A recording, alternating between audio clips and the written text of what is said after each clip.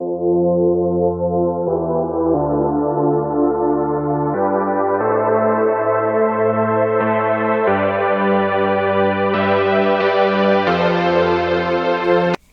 there, it's Stephanie Shea, Chief Astrologer for janspiller.com with your monthly horoscope. And this one's for you Pisces. As we come into October, we've got the sun shining in Libra through the 21st. And this puts an emphasis on your closest relationships.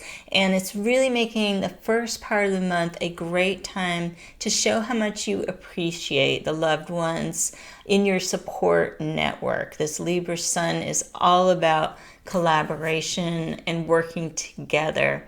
So I think you'll really be feeling that and feeling the love as the month begins. Now on the 22nd, the sun moves into Scorpio.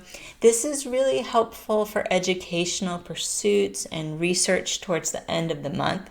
Your ability to focus will really be enhanced around this time. So try to plan projects that require your deep concentration for after the 22nd, if possible, because your mind will be in an optimal mode. Now, this month is bookended by full moons. So that means we have an October 1st full moon and an October 31st full moon. A bit rare to have two full moons in 1 month, but that's what we're getting. We've got this October 1st full moon in the sign of Aries, and for you, that highlights the second house of finance and self-worth. So you're likely to see yourself in a new way around this time.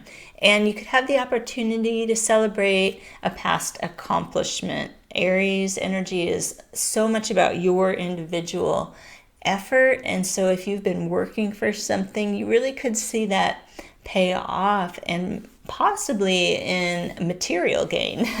So this could bring you some results to increase the financial flow, and you could become more inspired around this time about ways to continue to earn or save more money. Now, the second full moon of the month, as I said, is in the very last day of the month, and this full moon is in the sign of Taurus, and it's combined with a high intensity conjunction to Uranus. So that sets this full moon apart. It's going to have even more potency. It could feel volatile and bring you some unexpected information. So just avoid making rapid judgments. Know that you will be in more of a balanced state a few days after the full moon, I should say. So don't make any rushed decisions or actions. You are being activated to shift your mindset and find some simple ways of adjusting your daily living. So I'd say this full moon in Taurus can act as a bit of a wake-up call. This could include making choices that reduce your stress levels. You might also be inspired by environmental activism. Uranus and Taurus combined with the Taurus full moon is really putting the emphasis on what's going on with our planet. Pisces, you are known as a healing, compassionate sign, and you are ready to be of service somehow. You might have some realizations of some good ways that you feel like you can contribute and use your communication skills to help provide valuable information to other people. That's just one example. So definitely an activating full moon, both at the beginning and end of the month. Let's talk about what happens in between. We're going to be under the influence of both Mars and Mercury retrograde this month. So it's really an important month to slow down and review your current plan of action. This energy, part of it started back in September. Mars stationed retrograde September 9th in the sign of Aries. And then mid-month, this month, we're going to add to that Mars retrograde energy with Mercury retrograde. So this means it's really important to think about what you're doing. If you haven't gotten the memo for Mars retrograde, Mercury retrograde will come in and really make sure you put on the brakes. This isn't a bad thing. We all need to come off of autopilot from time to time and think about are we going in the right direction instead of just going? It's definitely not good timing for large purchases or financial decisions. Just do what you can to work with what you have for now.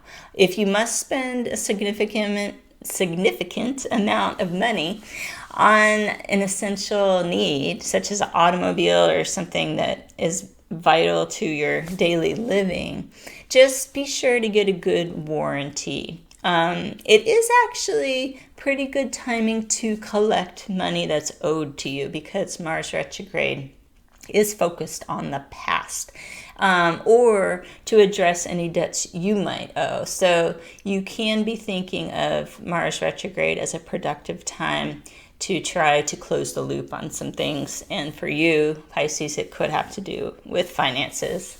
Now we've got Mercury stationing retrograde in the sign of Scorpio. As I mentioned, that is on October the 13th. And by October 29th, it will retrograde all the way back into the late degrees of Libra.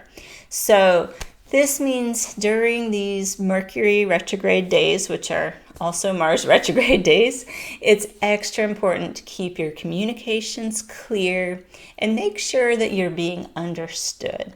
If others around you are trying to rush a decision or process, it's really up to you to help them see the benefits of moving slowly and thoughtfully. You are playing a role under this astrology in a lot of senses to be the voice of reason, to help others who may be influenced in more of an impulsive way by this astrology.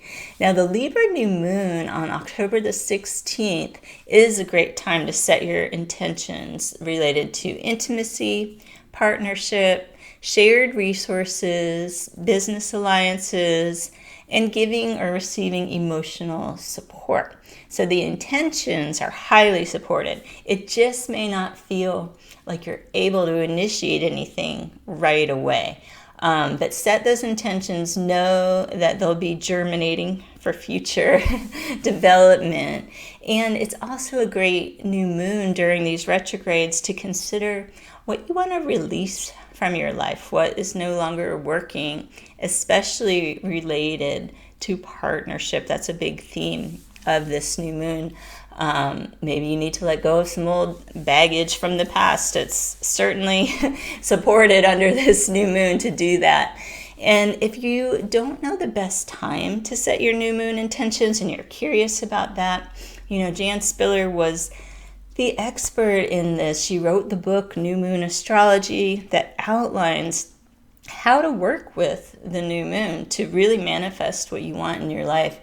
And when you become a member of her website, you will be supporting her legacy and you will gain access to things like the best time to set new moon intentions, as well as getting a heads up on all the major astrology coming your way, like eclipses and retrogrades. I'm preparing all that content.